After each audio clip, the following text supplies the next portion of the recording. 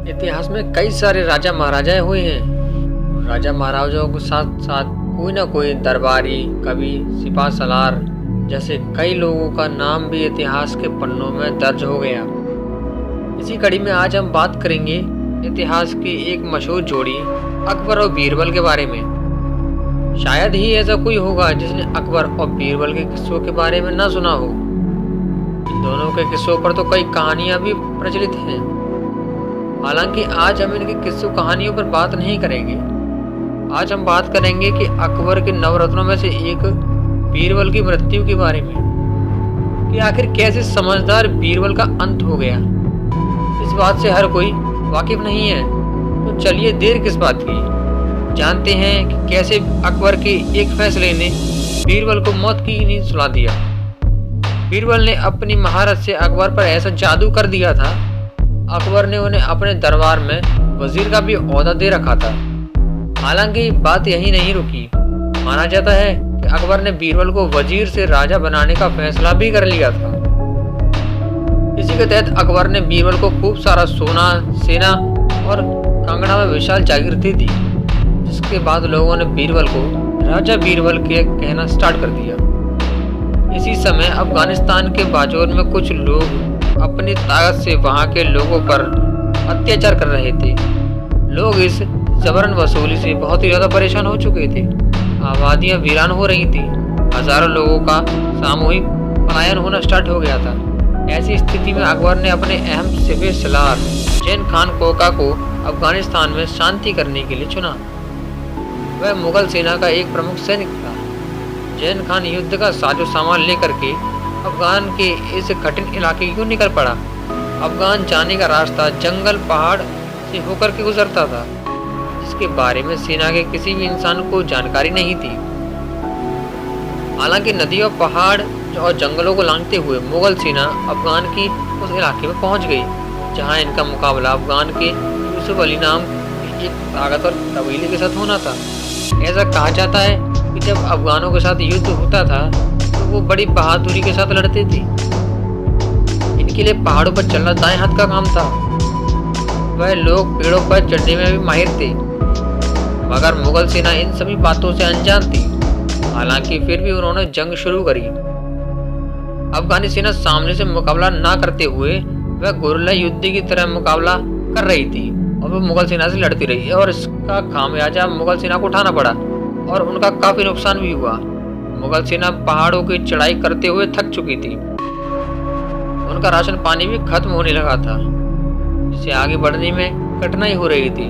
अफगान सेना से लड़ना उनकी उम्मीद से कहीं ज्यादा मुश्किल हो गया था। कहते हैं कि मुगल तकरीबन ये जंग हार ही चुके थे। तभी जैन खान कोका ने एक चाल चली। धारणाओं की माने तो जैन खान ने अकबर को एक झूठी चिट्ठी लिखवाई। उस चिट्ठी में उसने कहा कि वह लगभग जंग जीत चुका है और अफगान को पूरी तरह से पाने के लिए उसे थोड़ी सी सेना की और जरूरत पड़ेगी। इसके बाद वह दूसरी टुकड़ी के आने के इंतजार में गहरी घाटियों में जाकर के बैठ गया। जब जैन खान का पैगाम आया तो अकबर ने इस बात पर गौर किया कि आखिर किस फौज को भेजा जाए जो जैन खान के साथ जीत का परचम लहराएगी। उस वक्त दरबार में अबू फजल और बीरबल भी मौजूद थे। कहते हैं कि अबू फजल ने इस युद्ध में जाने की इच्छा जाहिर करी, तो अकबर ने उसे साफ मना कर दिया। हालांकि जब अकबर से बीरबल ने जाने के लिए कहा तो अकबर तुरंत मान गए। तब बीरबल को सेनापति नियुक्त किया गया और 8000 की फौज के साथ अफगान रवाना कर दिया गया। बीरबल अक्लमंद व्यक्ति तो थे, मगर उन्हें युद्ध नीतियों के बारे में महारत हासिल नहीं थी। जब बीरबल की फौज अफगानियों के साथ मुकाबला करने मैदान में उतरी तो पहाड़ी लोगों के सामने बीरबल की फौज भारी पड़ गई। मुगलों की फौज ने कई सारे अफगानियों को मार गिराया। हालांकि लड़ते लड़ते अंधेरा हो चुका था, जिसके कारण युद्ध में विराम लगाना पड़ा। इसके बाद बीरबल अपनी सेना के साथ अगले दिन की लड़ाई की रणनीति बनाने लगे।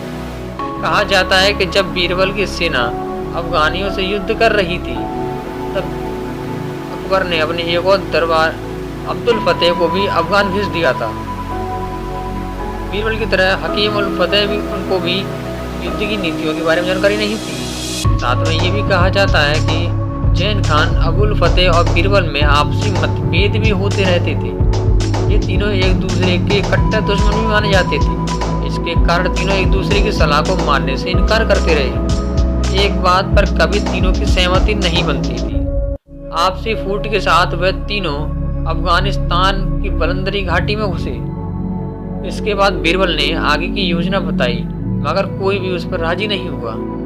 इसके बाद तीनों ने अपने अपने अलग रास्तों पर जाने की ठान ली। बीरबल अगले दिन आक्रमण के लिए 3 से 4 कोस का सफर तय करके रात को रुक जाते थे। बीरबल अपनी सेना को लेकर के जिस जगह पर रुके थे, वहीं दुश्मन की फौज घात लगाए बैठी थी। रात के अंधेरे में अचानक अफगान की फौज ने बीरबल की सेना को चारों ओर से घेर लिया और उन पर पत्थर और तीर बरसाने शुरू कर दिए। घबराहट के मारे सेना और जानवर तितर बितर हो गए, जिससे सेना में भगदड़ मच गई। रात के इस अंधेरे में जो जहां भाग पाया भाग गया। इससे कई सारे सैनिकों की मौत हो गई।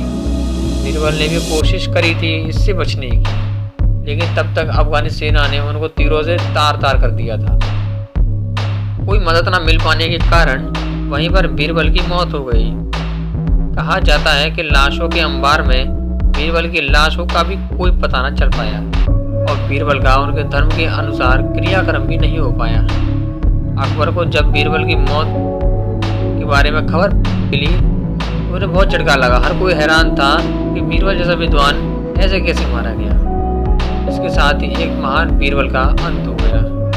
बीरबल की मौत इस प्रकार होगी ऐसा किसी ने नहीं सोचा था। हालांकि किस्मत के आगे किसी की नहीं चलती।